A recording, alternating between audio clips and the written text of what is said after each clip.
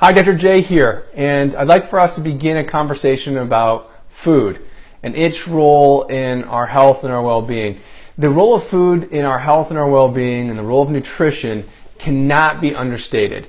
Truly, health comes down to, in my opinion, three things. One, how you think.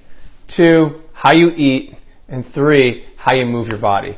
And so what I want us to do is start to really go down the rabbit hole of what food choices can do for us and how to make more appropriate food choices that allow you to have full expression of health, to be able to handle the effects of stress in your life, and to predictably be able to avoid unnecessary sickness, disease, medications, and discomfort and pain by learning how to use food more appropriately. And you know, every time I talk about food to patients or to friends or family or those seeking advice, sometimes I get a really deer in the headlight look, you know, almost like there's an overwhelm or a fear of judgment or a fear like it has to be perfection. And the first and foremost, I want to tell you, it doesn't have to be that way. And in fact, I believe there's two things that are greatly creating that anxiety, or what I call the paralysis by analysis when it comes to food. And the first is this. I believe there's a great deal of complexity that's out there presently. I mean, every time you turn around, there's another book coming out or another fad diet. You've got some expert on television, promoting their philosophy on food. And many times some of those things are really good, and they can be very beneficial to you as an individual or to our culture at large. But I think when we have so much information, it becomes daunting. And then you get, like I said, paralysis by analysis, meaning you're overthinking so much that you actually say, screw it, I'm not going to do anything. I'm just going to keep on doing what I'm doing because this stuff is too hard for me to think about. So I like to keep things really simple.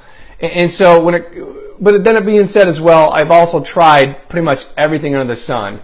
And so the simplicity that I got and I came to really was a result of me doing countless types of nutritional advice and fads and books I read, from vegetarianism to veganism to high protein, low protein, high carb, low carb, high fat, low fat, you name it. I've tried it. And I just got to the point where I just said, this is too much. I'm overthinking this. And I created a little rule that just started to make sense for me. And I found my body responded very well when I ate this way. And I just said, I'm going to eat godly food. That's it. And that's what I tell people. When they ask me, what's the secret? I go, it's really not a secret. It's just eat godly food. And what I mean by that is this. If the food that I'm eating or the food you're eating didn't once walk the earth, fly in the air, or swim in a stream, or if the food that you're eating didn't once grow from the ground or come from a tree or a plant, then guess what? It's not godly food. And your body truly wasn't intended to put that into itself to use for energy. So 85 to 90% of my nutrition, the things I put into my body, are going to follow that line of thinking. It's going to be a godly or a natural-based food. Now, I'm a huge advocate of cheating. As those of you who know me well know, I love my Reese's Peanut Butter Cups and my Snickers bars. I also grew up in Western New York, where blue cheese and chicken wings are part of our food group. Everyone from back east, you know what I'm talking about.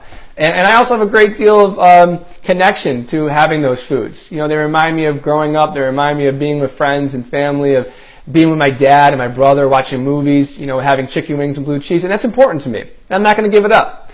But here's the deal. If 90% of my week I'm eating good, healthy food that nourish my body, then I contend that it's okay to have, one night of the week that I have a fun treat, or one day of the week that I treat myself. It's a reward.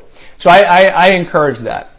The second thing that I have found that makes food very hard for people to wrap their minds around with respect to change or trying to make different choices is that food is extremely addictive.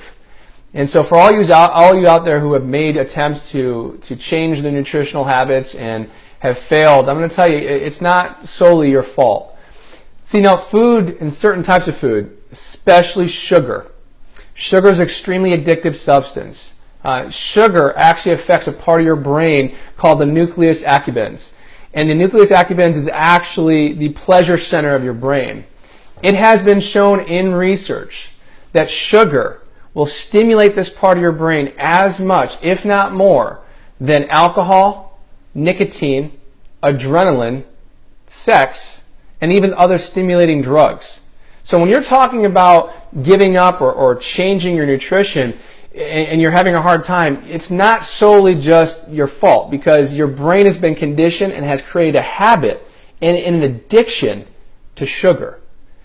We're going to go on in future videos where I'm going to show you and give you some examples about how sugar destroys your cells, how it's destroying your brain, how it's leading to the creation of disease pathways in your body. I'm going to go through literally some tips that you can do to easily and effectively start eating more godly foods in a crazy busy world, and regardless of what your schedule is, I'm going to show you some tips in the next couple of videos. But as you move forward, what I'd like for you to do until next week, I want you to start thinking about a couple things. One, start looking at your overall food choices and just ask yourself, is this a godly food that I'm eating? Was this food truly designed to nourish my body, or just a man-made processed food that's based out of a culture of convenience as opposed to what's truly there to nourish my body? And second, I want you to start looking at how much sugar, white, processed sugar, corn syrup, you name it, how much sugar are you putting into your body? Start becoming aware of that first, and in the future I'm going to start giving you tips on how to substitute that sugar and how to start changing the addictive patterns in your brain and start to really change and create better, more appropriate habits and actions that will lead to such better health, such better energy, fat loss, muscle gain if that's what you're looking for, and the ability to slow down the aging process while decreasing the likelihood of forming disease. So again, think about eating more godly foods and become more aware of the sugars you're putting in your body. And until next time, have a blessed day and a blessed week. I'll talk to you soon.